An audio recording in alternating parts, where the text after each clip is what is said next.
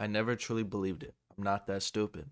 You'll grasp at anything when you're sinking, even if it's a straw, but I can't get up anymore. Tokyo Ghoul at its core is a tragedy. The characters in this story go through and endure so much, from torture to creating catastrophic events. It's a sad story with failure and loss being at its foundation, failing not just missions, but those around you, losing not just others, but yourself as well. A character who exemplifies this just as good as anyone else is Korayui. You might be confused by this. If you're an anime-only watcher, you probably don't even know who this is, as he is one of the biggest victims of the poor anime adaptation. But as I reread the manga every time, I become more and more fascinated with this character. In his story where characters are defined by their backstory, Corey's different. In a story where everyone has lost someone in their past, Corey breaks the mold. It's said that the CCG is a gathering of people who have suffered losses, but when we are introduced to Corey, it doesn't seem to be the case, as he's from a wealthy and renowned family. He is even described to be a spoiled rich kid in his past, but yet somehow he defines tragedy at its finest. Instead of being defined by his experiences before the story even occurred, he is one of the few characters actively living that tragedy. Whether it's from his own failures or personal losses he has no control of, Corey eventually loses everything and becomes nothing but a bystander to his own tragedy. As people, we tend to place a high value on those that achieve great things. It's almost an obsession at this point. Just look at our world and you'll be quick to find obsessive conversations over athletes who have had illustrious career. People admire greatness, and because of this, we tend to put an insane amount of expectations on those that are supposed to be great. While some do achieve and even strive past what was expected, other times the pressure cracks and weighs these people down. But what most people look past is the expectations set on those who are merely associated with those that are great. By just being tied to someone who has achieved many things, we tend to look at them and expect the same level of skill. Even though these are two different people, we for some reason fuse them together in our minds and force not only ourselves but others to believe they should be just as good as their predecessor. This is not new to the series of Tokyo Ghoul. Many characters have been put on a pedestal because of their strength, but one character above all others has been hyped to insane degrees, and that is none other than the White Reaper, Kisho Arima. Before ever even getting to know who Arima is, the first thing we really see of the character is his legendary battle against the owl. The one-eyed owl is a rate SSS ghoul, the highest possible rate to be given, and during a raid on the CCG, he can't be stopped, standing over bodies of defeated investigators, but one man chose to step up. The 19-year-old rank 2 investigator wielding 4 kenkanekis takes on the ghoul, in a legendary battle known as the Prodigy versus the Natural Calamity. It ended with Arima as the winner. It's common knowledge that Kisho lived up to and even exceeded expectations, but what of those that are close to him? We see how much is expected of characters that have only worked with Arima before. During the battle with the owl in the 11th Ward operation, 2 special investigators, the highest ranked a CCG officer can achieve, are struggling, so they look to a lower ranked investigator for help.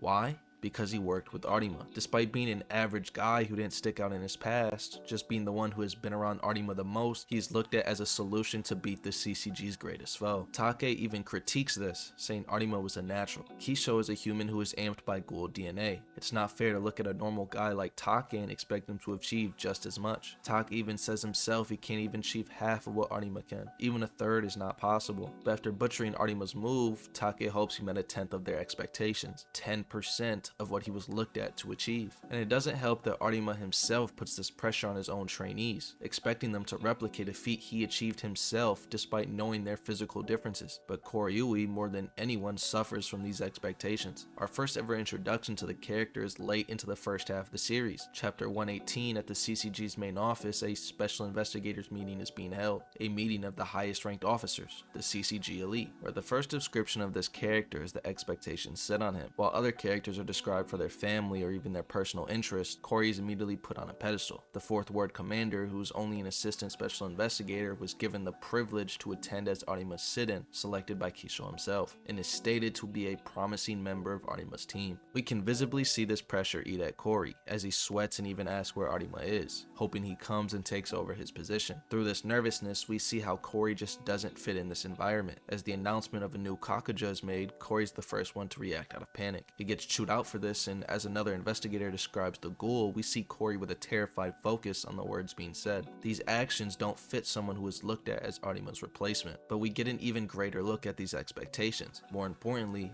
his failure to live up to them. The owl suppression operation has begun. 3 of the CCG's elite are engaging the ghoul, but just like last time are struggling. On the report of the lack of firepower, the CCG decides to try and push the pieces in their favor, sending 2 investigators to go assist, but not just any 2 who are directly compared to Arima. And as Juzo makes a grand entrance living up to the moment, Corey, Arima's second in command, makes a huge blunder. Corey even continues to fall behind, failing to keep up with another prospect. As Juzo puts on a show fighting the owl alone, Corey is sidelined talking about how he almost lost his life on that motorcycle, while an investigator right next to him compares Juzo to a young Arima. But despite Corey's failing to shine, he is still a crucial piece to this operation, as Amon even sees Corey and Juzo as the investigators who swung it in their favor. Corey might be failing, but he has managed to survive with these expectations for a reason. During their battle, Corey's actually the first investigator to deal real damage to the ghoul, landing a huge blow to the abdomen. But even Corey's attack patterns highlight the difference between himself and Arima. While Arima teaches others to wield both hands independently, something other prospects prosper at and even try to teach others, while Corey wields a two-handed weapon with a multi-form attack to it. Not exactly a standard two-handed weapon, but not the skill level that matches the strongest. And as Corey begins to feed into the hype, proclaiming he finally landed an attack like Arima would have, Juzo then goes on to take the arm of the Rate Triple S Ghoul, matching a feat Arima achieved at the exact same age. But the damage done by these two prospects greatly benefited the squad as it got the ball rolling and led to the defeat of the Ghoul. And as the CCG celebrates the eradication of this monster,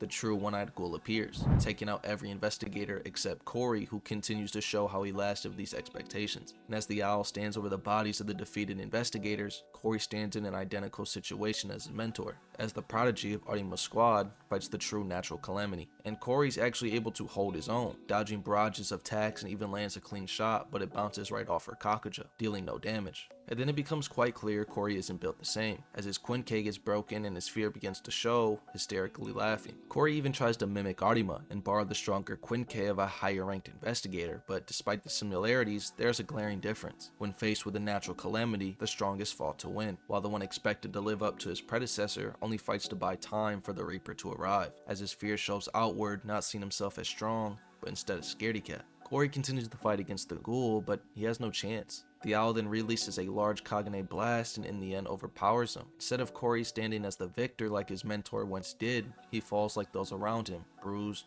battered, and beaten. And because of Corey's failure to buy time, it leaves the crippled Juzo to take a stand and fight the ghoul, the true prodigy versus the true natural calamity. With Corey on the sidelines, he watches another prospect pick up where he failed. It's clear that one-legged Juzo doesn't stand a chance, but when Corey wanted to retreat, Juzo chose to fight until exhaustion, where he successfully bought time for reinforcements to arrive. The owl goes on a tear, bullying squads of investigators, which as a result boost Corey's standing as he was able to survive a fight alone, but surviving isn't winning. And Arima is here to show him that himself. As he attacks the owl announcing his presence, the ultimate investigator arrived, where round 2 of their legendary battle begins. The former prodigy, now the CCG's Reaper, versus the true natural calamity, where Kisho shows the difference between the strong and the strongest, as his technique for attacking while dodging simultaneously impresses those around him, something Corey had to do separately, and eventually the ghoul fled in defeat, with Arima once again the victor. In terms of Corey's character during this arc, there's one thing that becomes very clear. He is looked at to achieve more, but there's no way he'll ever reach what's expected. But despite this, Corey still is a skilled investigator, where his contributions were greatly viewed and awarded special distinguished service. But this doesn't feel like a win to Corey. After the operation, Corey has an important character dialogue with his mentor Take, speaking of the operation and how the owl was never even eradicated. In shamefulness and defeat, he looks to the ground sweating and says, "If only Arima had arrived sooner." But then again, what does that say about us? Corey at this moment feels the pressure on his shoulders, the expectations to reach that level, but in reality he is like every other investigator, just a normal human. But by merely working for Arima, by being a skilled investigator, he's expected of so much more. Then again, what does that say about us?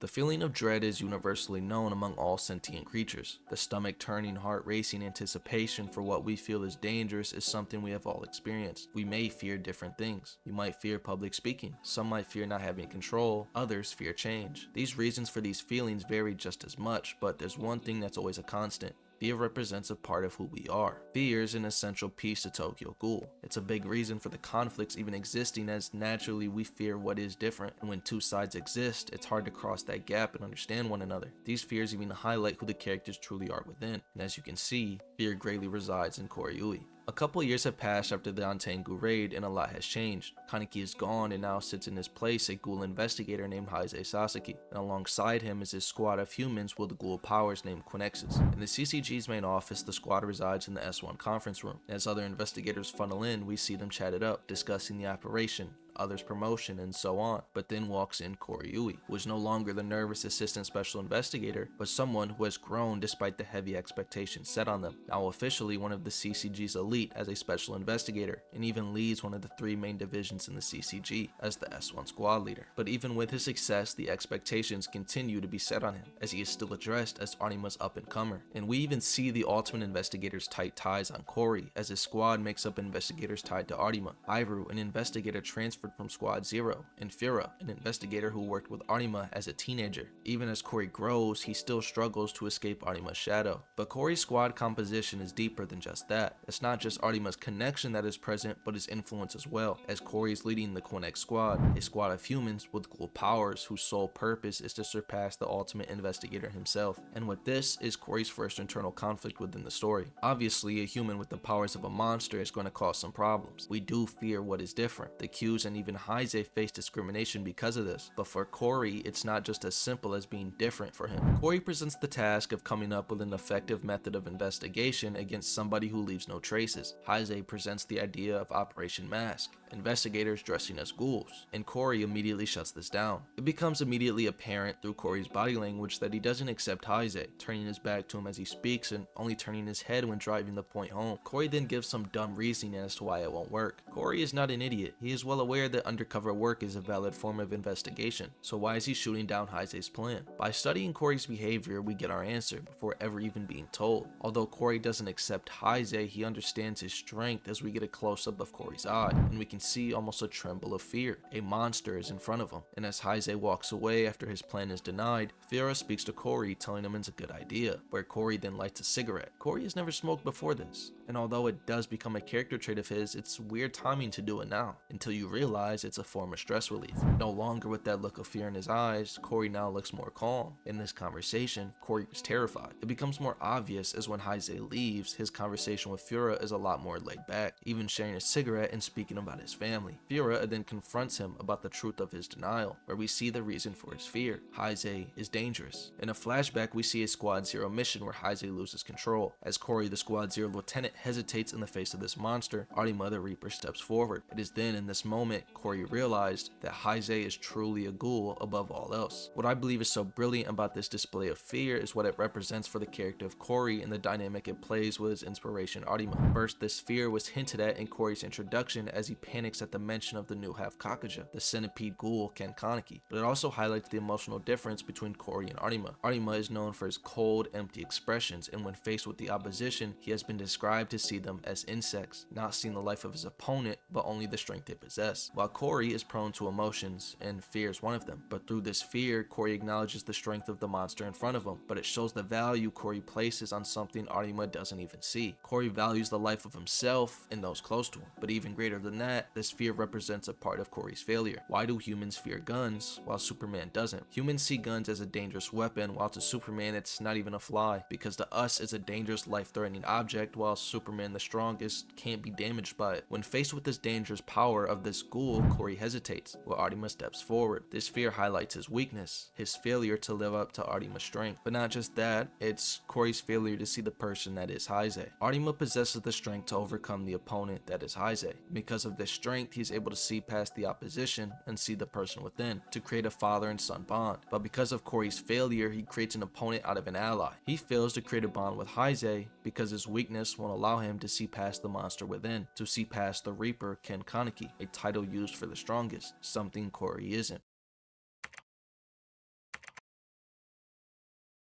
Everyone experiences failure at some point in time in their life. It's something we all know. To set a goal and to set out for that and come short is a part of life. While some can pick themselves back up and keep pushing, for others it's the end of the line.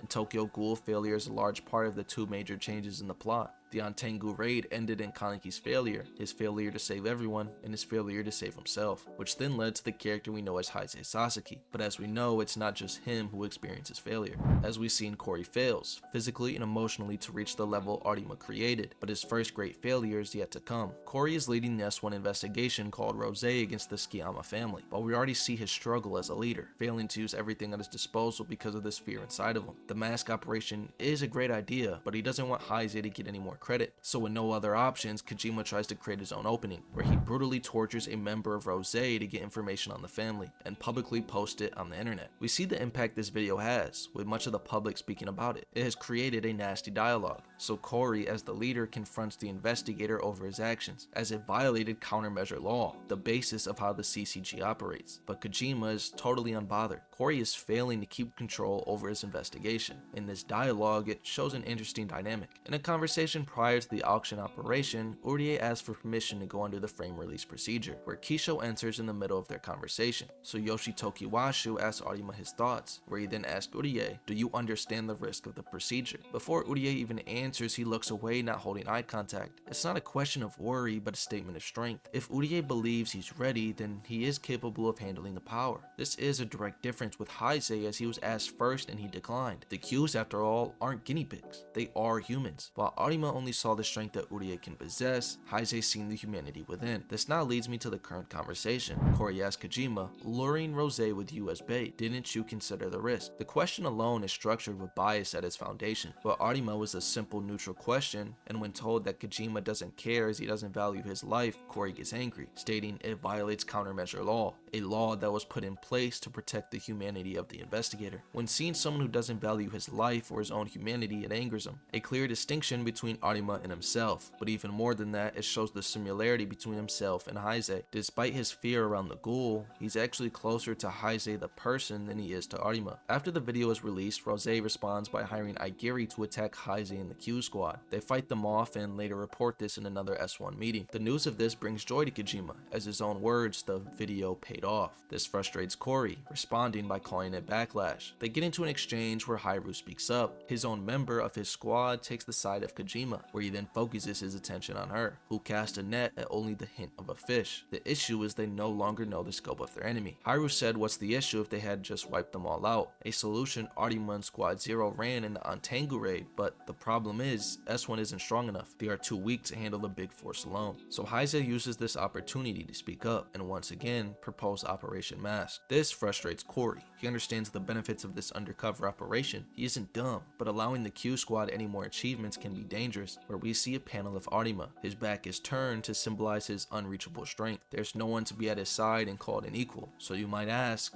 why is he being shown? Corey's fear isn't a matter of the Qs being promoted. There's multiple special investigators that isn't really an impossible rank to achieve. He himself is one, and if that was the case, Corey would have just asked the Qs to not be involved in their operation to not get any credit. But Arima specifically was shown, someone who was stated to be on a level of his own. His fear is the Qs reaching that level. If a man with the powers of a monster is to reach that unreachable level, what then? If the monster's power is so great that not even Arima can stop them, what are they supposed to do? Think of the damage that power when uncontrolled can create. What if the CCG deems the Q's project successful? Will they replicate it and create an army of monsters? This fear comes down to that encounter. Heise lost control and Arima had to step in. But if Arima can't win, then what? This fear boils down to Corey's weakness, his failure. If the Q's truly surpass Arima, there is nothing they can do to stop them. So Corey at this point is a bystander to his own investigation and is forced to watch this plan to be put to a vote. As he votes against it, he becomes sour as Heise won the vote. Corey is failing to control his investigation. At this point of the story, many readers have questioned Corey and taken the side of Heise.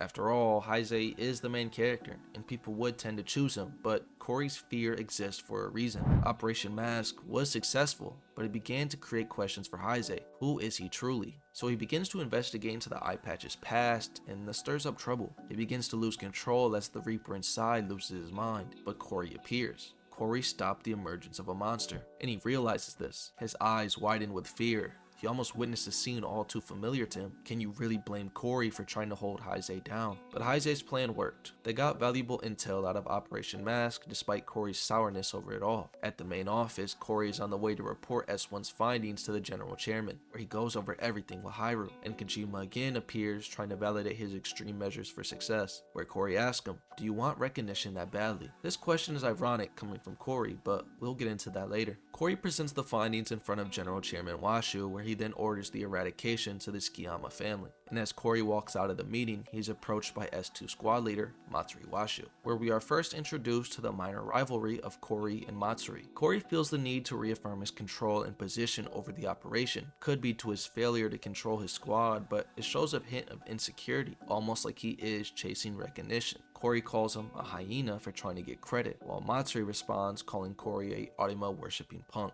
Those that are close to Arima have a tendency to chase recognition from him. We see this from Taki himself and even Hairu, who states she wants him to be proud of her, and that she is going to try harder until he does, even more than Kori himself. This all implies that Kori is chasing that recognition from Arima. There's too much evidence to say otherwise, so again we go back to the Kojima conversation, as Kori calls out Kojima in his thirst for recognition. Kojima even agrees and says it's nice to be recognized, and Kori chills out, turning his head and even saying it will be heading his way, almost like Kori himself even understands that desire to be seen. So why do people so badly want Arima's recognition? We get our answer early into RE, in chapter 15 when Arima told Urie, "I think Urie is capable of handling the power." This shakes him to his core and even describes the feeling as hot lead rising in my chest. To be seen, to be recognized for their talents, not just from anybody but the strongest. It gives these people value. And someone like Kori, who is dealing with expectations to surpass the strongest, well, it makes sense why he desires it so much. And we even get an example of this. Kori in his office preparing for the operation is approached by Arima, talking about the operation to come. He warns Kori to be careful, and Kori cracks a joke. From his expression, you can tell he's trying hard, and he even takes a peek to see if Arima smiled. He thirsts for recognition so much that even a small smile makes him happy. It highlights his failure to live up to expectations, where a smile goes a long way. The Rose operation then begins. Kori enters the Tsukiyama manor and confronts the target of the operation, Marumo, the head of the family, but he surrenders without ever putting up a fight. This signals a red flag, and we actually get a look at Kori's intellect. Kori has been in charge of the investigation the whole time, but the greatest moves were not made by him, but those he opposed. But don't be mistaken, Kori is a skilled investigator, as he and Matsuri go bar for bar, piecing the story together at the same pace and come to the same conclusion. They are buying time for the child of Marumo. Now, I just want to point out that out of all the candidates looking to replace Arima, Kori is by far the most skilled at investigations, even showing an investigative intelligence that Arima never portrayed or matched. Even Heise can't even piece the story together. But Kori had planned ahead for Shu's retreat, planning Hairu at the escape building to begin the extermination. The CCG engaged the decoys that are buying time, and the rest of the force arrives. As they are catching up in the building, Kori orders Heise to get to the roof and search for Shu. Now, it might appear that Kori has overcome his weakness and uses everything at his disposal like a true leader. It might even appear that Kori has bridged the gap with Heise, giving him the opportunity to earn more achievements. But none of this is true.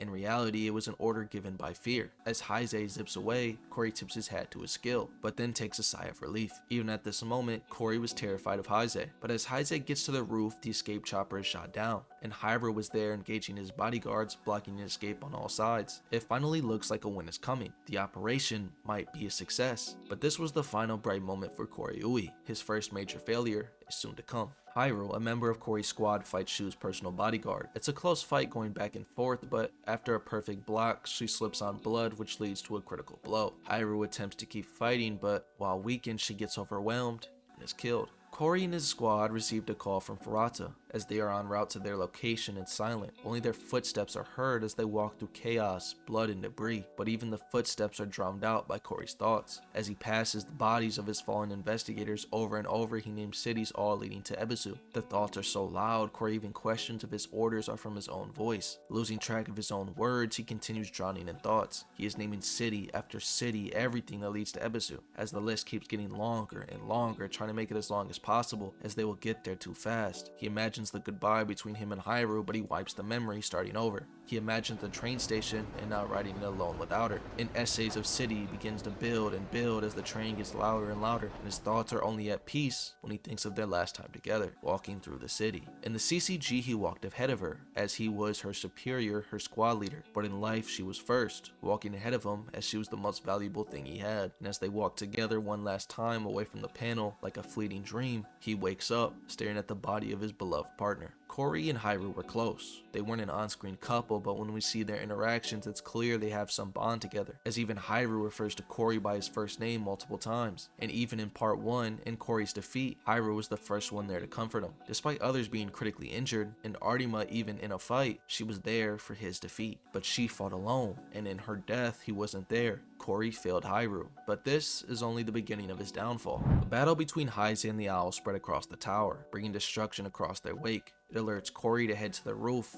to head to their battlefield, and as Corey draws closer, his eyes spread in fear as he hears the sounds of a monster eating. But this monster is Heise, his ally, and we get imagery shown here. Heise standing over the kakuja of his defeated opponent, the monster Corey lost to. But this places Kaneki at a higher angle than Corey, almost like he's reaching those levels Artima is at, those unreachable heights. And while Corey is left behind, staring at the back of the investigator like he always does, Corey begins to stutter. In shock, Heise won alone. But he is witnessing his fears slowly come to life. Heise defeated the owl and officially reached a tier only Artima resides in. Although Corey leads the operation, he is now just a bystander. He is being left behind by those reaching their potential, as Heise takes control and approaches Shu, the eradication target. Heise grabs the ghoul, which leaves Corey to take out the scrap, and as Corey approaches Kane, it is shown his silhouette, similar to the White Reaper. The only thing he now brings is death, but again he fails, as Kane rushed past him to save the target Shu. The operation on all levels was a failure. Many investigators lost their lives. A Kenkaneki died. Hairu died. The owl fled. Aigiri stole bodies of investigators, growing their force, even getting the body of Shirazu to make themselves stronger. Marumo escaped capture, and Corey failed to eradicate Kane, which led to Shu's survival. The Rose operation brought many tragedies and zero success. Everything was sacrificed for nothing. Corey Yui failed.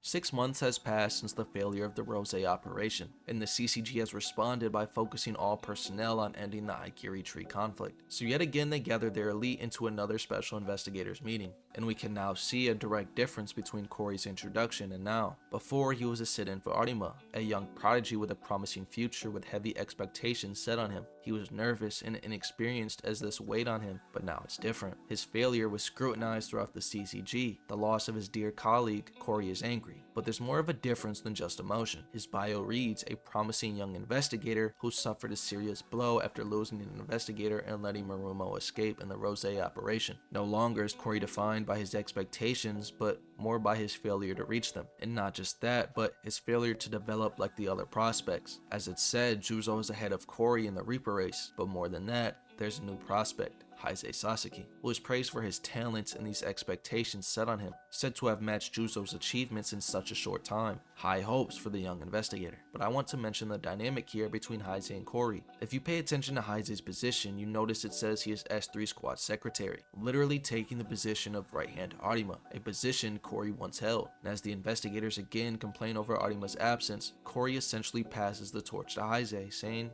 that's why we have someone in his place. If you notice the seating, Heise is in the chair Corey once had, a chair held for Artima, but also the chair for those looked at to succeed him. Corey is in a way forced to pass the torch to this new prospect due to his own failure. And they even verbally say this as Heise explains he is a sit-in for Kisho, and Mogen rubs it in Corey's face that he once did the same. But Heise soars to greater heights than Corey ever reached, as he stands to lead the meeting of special investigators, informing them of their intel on Aigiri. While Heise rises, others drag Corey down. Matsu even takes a dig at Corey, insulting him for the escape of Shu and Marumo, and says the only achievement is Noro's eradication, something achieved by Heise's Q squad. The CCG is preparing to invade Aigiri's stronghold, but the operation would take at least a week, maybe even a month, so the CCG chose to split their forces evenly to defend vital locations and to attack the enemy. Corey is assigned to the offensive team, leading a squad for the Hiroshima operation. But no longer does he have his strongest colleague Hairu, but now alone shown in the panel, being just a piece to use in the operation. The CCG then makes landfall. As they are dwindling Aigiri's numbers, we get a look at Corey, taking out a group of ghouls alone. We see his emotions on display. His eyes and posture have darkened, letting out his anger on the monsters he killed, speaking with redundancy as he vents his emotions in this operation. Corey's here for one thing,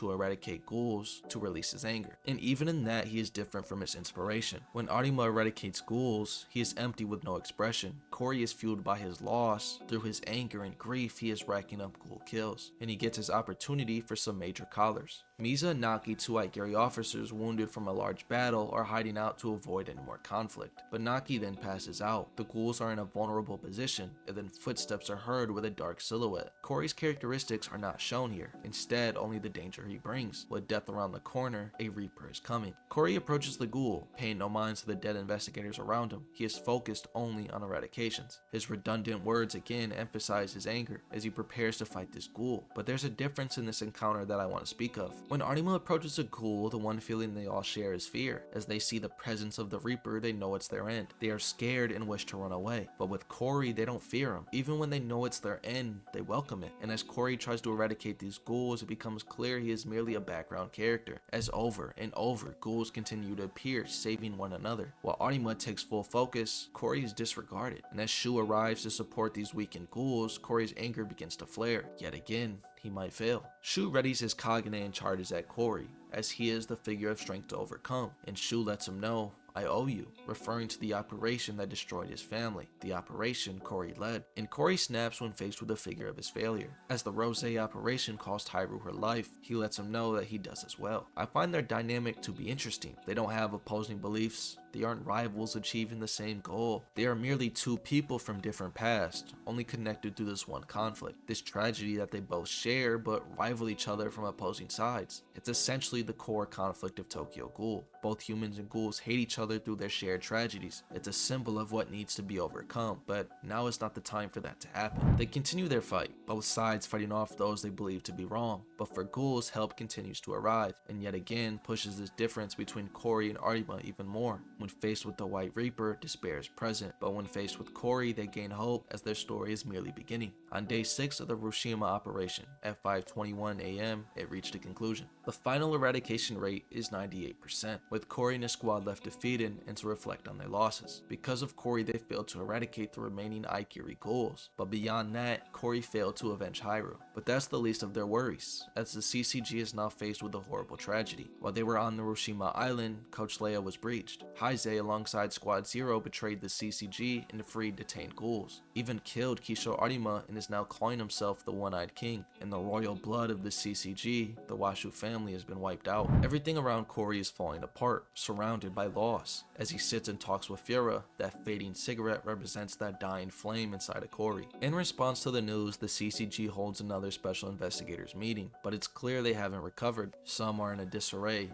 others are injured, and even hospitalized. They even have to bring the retired back into action. Juzo, the next up, doesn't even want to lead. So with everything going on, it forces Corey to keep composure and lead them. As Ferrata enters the meeting, Corey takes charge in their questioning. As the meeting concludes, Corey walks away, but is stopped by a fellow investigator. Hiramoto Ito is someone who was close and mentored by Takehiko, a former investigator who betrayed the CCG and is now labeled a terrorist. Hiramoto is the mouthpiece for Corey's thoughts, asking if anything was said to him. Heise's actions, all without anything being said. He thought Take trusted him. These are thoughts Corey himself has. Kiramoto is being consumed by his emotions, but Corey in his position can't allow that to happen. He is all the CCG has left, and he needs to try and bring it back. So he speaks to him, but there's something about this conversation. The CCG is dealing with many losses. So how is Corey, someone surrounded with failure and loss himself, supposed to bring everyone back? It's the blind leading the blind, and this conversation shows it. He directly, with full belief, tells Kiramoto, "I know Take better than you," but then turns around, almost like he doesn't believe in the words he is about to say. He walks away to contain his composure. Don't take it personally, or you may lose something important. As he walks away, he even questions his own words. He does take it personally, and this betrayal is more than just that to him. Kisho Arima, a mentor he respected, someone he failed to reach and was robbed of those last words. Takehiko, a superior he thought trusted him, failing to be trusted with Arima's mission and was robbed of one last conversation with his friend. Hyrule Ihe, a colleague he helped along the way, someone close to him he failed and left her to die, robbed of one last time together, and Heise Sasaki, a subordinate who tried hard to get to know him. Instead of dreading his fear coming to life, a monster who even Kisho Arima can't beat, he chooses to reflect on the person inside Heise.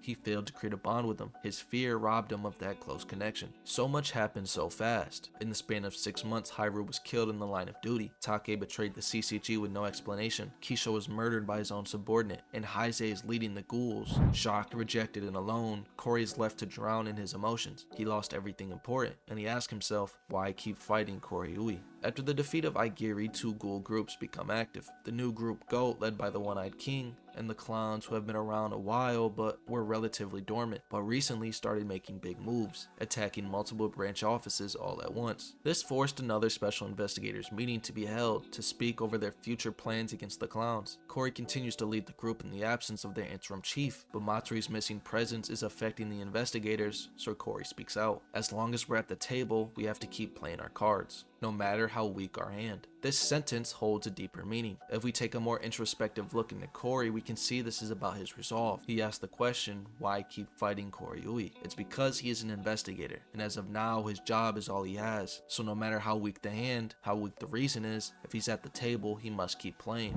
And this is where Furata makes his move, creating a presentation regarding the clown's moves, where he presented their attack. Once they split their forces attacking the branches, they will attack the center office as one. So Furata proposed a solution that is familiar to this type of problem, defending each ward while leaving the ultimate investigator to defend the main office, Kisho Arima. The mention of his name shocks Corey like seeing a friend once forgotten, but is quick to shake his head in grief as he states Kisho Arima is dead. So Furata proposed that Juzo Suzuya take his place as the new CCG Reaper. Corey has officially failed to become the next Arima. Because of his lack of strength, he failed to be the ultimate investigator. But this isn't news, as even Corey himself knows he isn't cut out for it. But they like the plan, so they try to bring it up to Matsuri, where Corey stops them. In light of the recent tragedy regarding the Washu family and Matsuri's struggle with grief, Corey sees him as incapable. And with the CCG being all he has left, he is desperate to defend it. It's an emergency, so there's no need to waste time. So Corey goes all in, betting everything he has on this last defense. As the meeting concludes, Corey bumps into Takeyomi, a fellow investigator, where he asks if they are planning for the main office security. This shocks Corey, but is then told Urie figured it out. Corey then calls Urie a waste, being Matsuri's dog, as that is a dead-end street, losing all confidence in Matsuri's leadership, but then says Urie is not a good judge of character.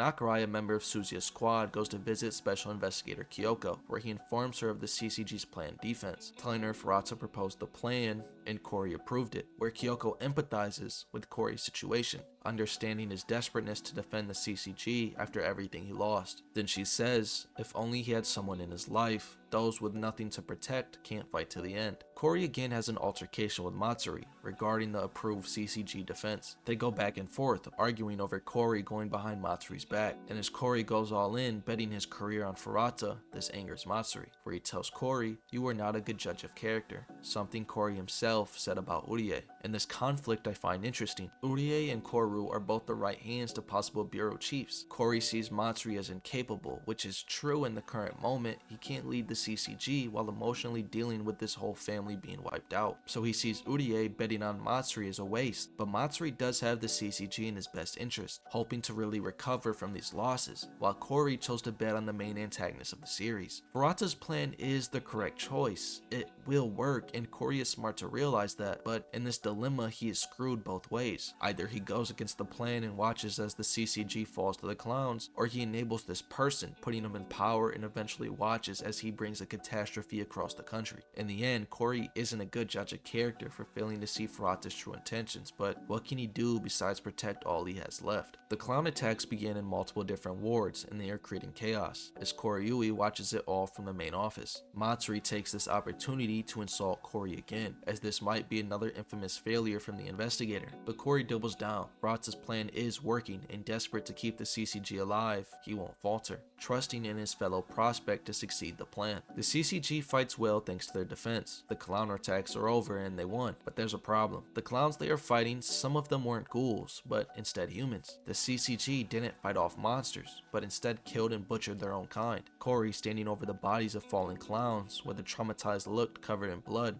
spilled by his own hand. It's hard to tell if this is from humans or ghouls, but one thing for certain, Corey killed a lot, An investigator is supposed to defend human lives, but today he took many, robbing these victims of another breath. Mogan arrives, speaking to Corey, whose face isn't even shown, but the blood from his victim splattered across his body, where he realized this may be the end. This isn't just a ghoul attack, the CCG may actually go down. After the clown attacks, the CCG holds a ceremony to honor the promotions of their elite investigators. Corey is now a deputy bureau chief, surpassing Anima's own rank, but even now as his career reaches a new peak, he is still a failure, as he serves as the right hand to the CCG's last bureau chief. Corey snaps at Furata's lack of care. At a time like this, he chooses to joke around, trample on all Corey has, but he is brushed off and relegated to a spectator role. Corey doesn't have the power to stop what's going to happen, but he did enable this, as one of Corey's greatest fears comes to life: kids with the power of monsters. They are called Ogai, a newly formed Q squad, created because the kenkaneki project proved to be valuable, and in a spectacle created to prove their resourcefulness brings in Anima's killer. Heisei Sasaki is at the mercy of the Washu King, and in a display of dominance, these monsters decapitate these ghouls. But despite Corey seeing his mentor's killer executed, he doesn't celebrate. Instead, he is traumatized by what he's seen. His voice doesn't hold power. He can't stop what's going on. He can only watch, as Furata rallies the investigators around him to achieve his goal of Tokyo dissolution, and Corey realized something. The roars of the crowd almost sounded like screams. The battle forced many investigators to kill civilians, and as a result, the morale was in tatters. These vulnerable investigators were inspired by the strange ceremony and display of power. The weak yield to the strong. Deputy Bureau Chief Ui, witness to this spectacle, realized that the CCG was finished. Corey Ui lost his last card. Yet again, he failed. Sometime after the ceremony, Furata brings Corey on a trip, introducing him to the CCG's newest researcher, Dr. Kano,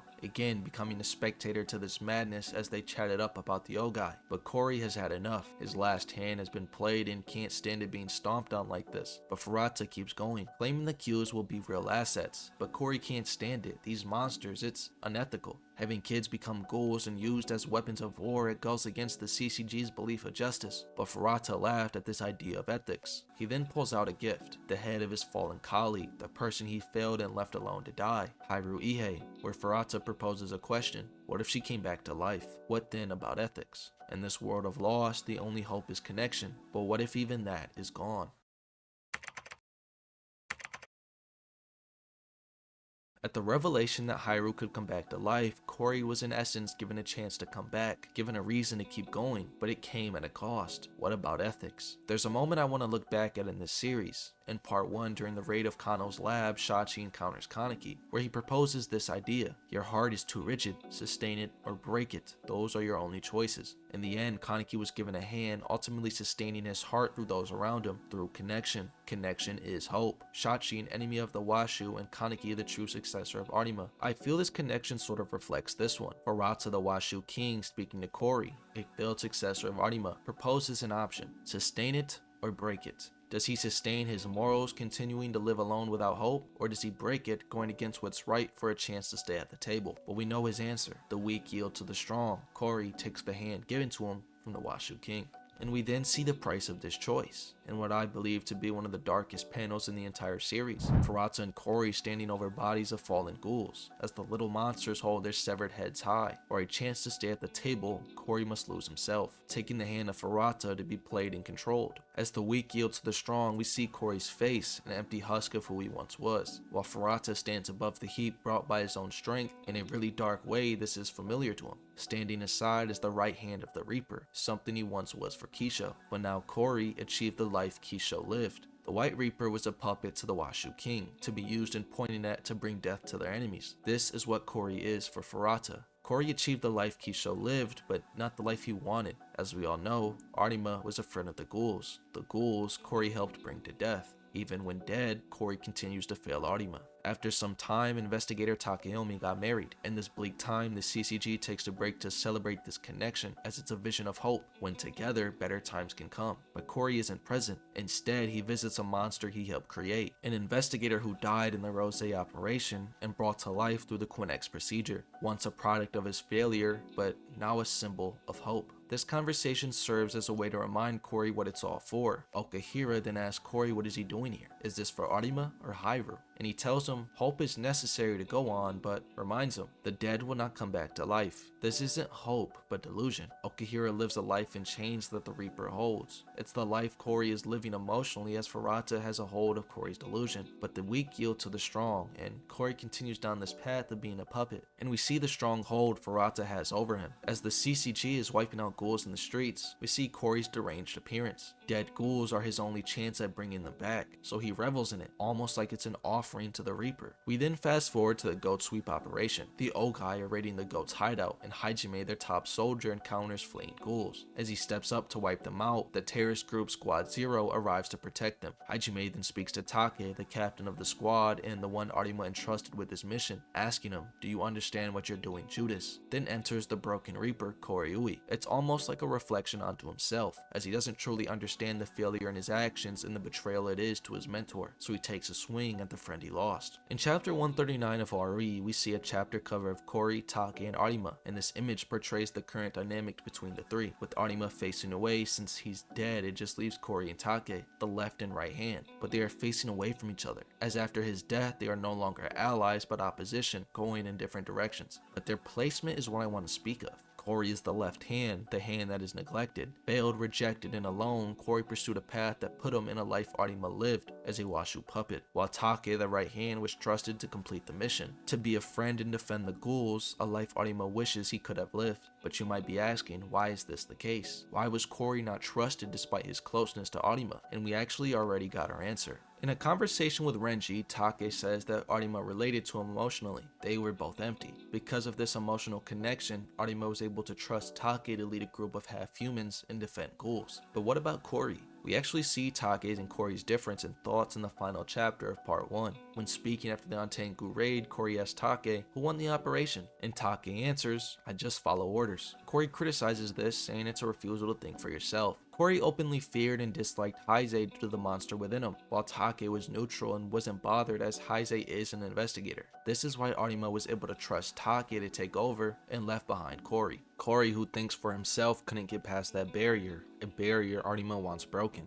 So when Cory was promoted to S1 squad leader and Take took over his former position as right hand, it formally marked the separation from Cory and the others. Cory failed everyone, which now takes us to their fight. As Cory enters, his first target is the friend who abandoned him, and their outfits symbolize their dynamic. While Squad Zero wears a matching white coat to symbolize their connection and hope for a better future, Cory wears a solid black to symbolize his loneliness and despair. If we think of this fight from Cory's point of view, it has an insane emotional weight to it. Cory is fighting a squad he used to lead, a group of people he fought and bonded with, his own friend. But now they left him behind, betraying the CCG and working with the ghoul who killed their mentor, all without any communication, and this inner turmoil becomes clear in his face. But deeper than that, Cory is fighting alongside one of his greatest fears, an army of monsters that can't be stopped, and as they fight against Squad Zero, it ultimately reaches its end. After Kaneki's defeat, Hajime approaches him, victorious with the heads of Cory's former allies. He had to step aside and watch them be killed. Just like Hyrule, he failed them.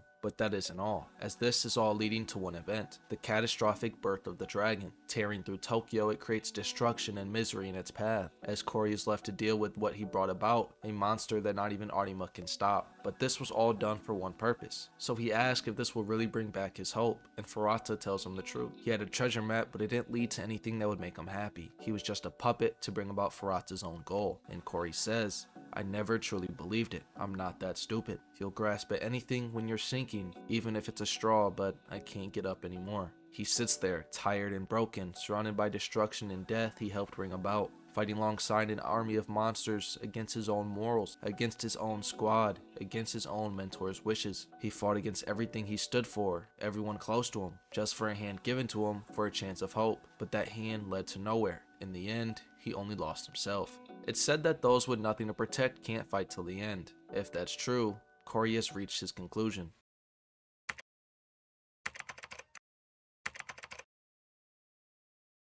Tokyo Ghoul at its core is a tragedy. The characters in the story go through and endure so much, from torture to creating catastrophic events. It's a sad story with failure and loss being at its foundation. failing not just missions but those around you, losing not just others but yourself as well. But what makes this story so beautiful is despite the dark times, these characters find a reason to keep going. They find a why to keep living. After loss, they find each other. After destruction, they find a connection. And a character who exemplifies this as good as anyone else is Koryui. His story was butchered in the anime, missing everything crucial to his character. But I hope I explained well enough why he is such a good example of tragedy, why failure, fear, and loss are so well written in his coding. In a story with great pieces of character writing, every time I reread the manga, Kory's story always stands out, but it's not over yet. Furata, the hand of the man who manipulated him, notices the remaining 2 Squad Zero members, shocked that Kory didn't kill them considering Hajime finished the others. Kory explains they all tried, but due to their history they couldn't go through with it. But when that monster appeared, their conflict, their issues, and worries all faded. They fought shoulder to shoulder without even thinking. But now that's gone, just a reminder of what he once had. So Furata leaves, resigning from his position as bureau chief, and leaves Kory alone. Take then asks Kory, what will you do now? Kory answers, go above ground because I'm an investigator. Kory lost everything. Those close to him, the CCG,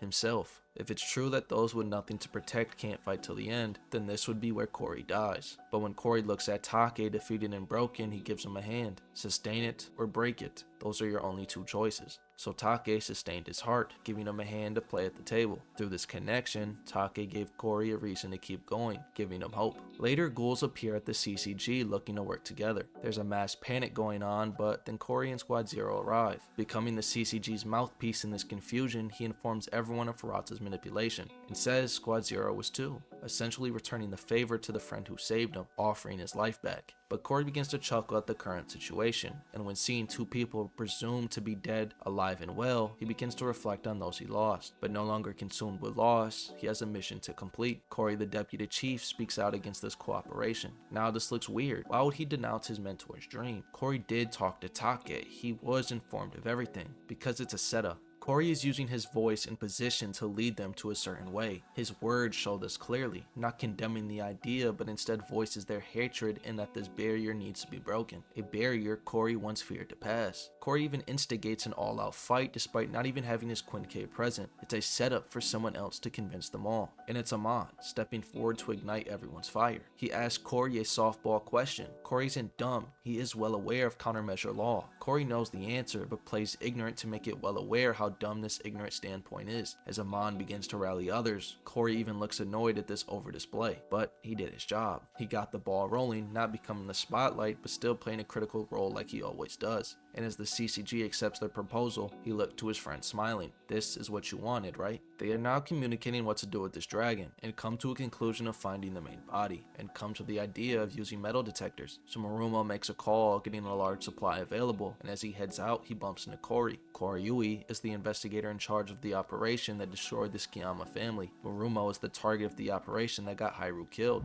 Through their history, they have a barrier, but Kory tears it down and thanks him. To help achieve Arima's goal, to help others, Kory continues to tear down that barrier he once feared. Kory isn't very active in the end in the series. He is kind of just chilling with the guys, hanging out and just talking. Something he once lost, but is now his again. A connection with others. It's just him healing. But then the Dragon War begins. V goes out and starts killing everyone, so the CCG sends out an army to fight them, including Kory and Squad Zero. They do their part taking on V and buying time from the recon team, but then the owl arrives, the dead corpse of a ghoul who caused so much trouble before. Standing in the middle of the battlefield, Kory stands in complete shock at this familiar image. A monster he once feared is in front of him again, a calamity he was too weak to stop. The owl then goes on the attack, taking out many in its path. Investigators try to stop the ghoul but lack coordination. Kory, faced with this monster, begins to panic, thinking of others to come save him, but Take speaks up, telling him no one else can do this but you. Kory needs to take charge. Take was entrusted to carry on Arima's mission, but Kory has a greater calling. Kory, in this familiar situation, begins to chuckle as he reminds Take he is a scaredy cat, but in an Arima fashion we are shown his back. Not because he is the strongest, but because in the field there's no leader who is his equal. This is Kory's chance. This is his redemption. He steps forward, leading the charge against the CCG's once notorious enemy, but not as an opponent like Arima, but as a unit. Kory, in command, begins to set up a defense against the monster. Kory even completely tears down this barrier, having Shu and other ghouls help his team. Kory failed so many times before. He failed to succeed Arima as the Reaper. He failed to be trusted with Arima's mission. He failed his own S1 operation. He failed Haru. He failed the CCG. But there is one aspect Kory carries just like Arima that no one else does, In dire situations, when others feel that there is no chance of winning, Arima appears, bringing a sense of relief. Because of his strength, others rely on him in times of need. He makes them feel that victory is at hand. His strength carries hope. This is something Corey carries as well, but it's not his strength, instead it's his weakness. His courage to fight despite his fear. His ability to stand forward like Arima, he is able to coordinate these fighters and make them believe they have a chance. He asks those fallen before him for courage, and as he gathers confidence, he shouts, "Kisho Arima isn't here, it's up to us." Corey succeeds Arima as a leader. Corey is the CCG's hope, and the plan is working. They are landing coordinated attacks. Even Corey engages the Calamity, not as a prodigy, but as a bringer of hope, leaving the Reaper to finish the job. But this owl is different. It's a zombie who doesn't slow down, so it continues fighting. They have their struggle, continuing the fight, which leads to the owl nuking the area. But Corey survived, because the strongest Juzo Suzuya protected him. Although Corey is left staring at Juzo's back, he isn't left behind. Instead, Juzo acknowledges his leadership. The two former prodigies, futures of the CCG, have found their role. Corey hasn't failed. In response to this monster's survivability, Corey changes the plan, instead planning to restrain the monster. As Corey relies on a power he once feared, Toru uses her Kagane to restrain the owl. In the end, they won. The Dragon War ended in their complete victory. Koryui, the Hope, was finally victorious. To end the series, Corey lives a simpler life, no longer an active officer, instead choosing to become an instructor at the new TSC Academy, using his natural talent and skills to teach combat techniques to future cadets, coming full circle and becoming what Arima was to him: hope.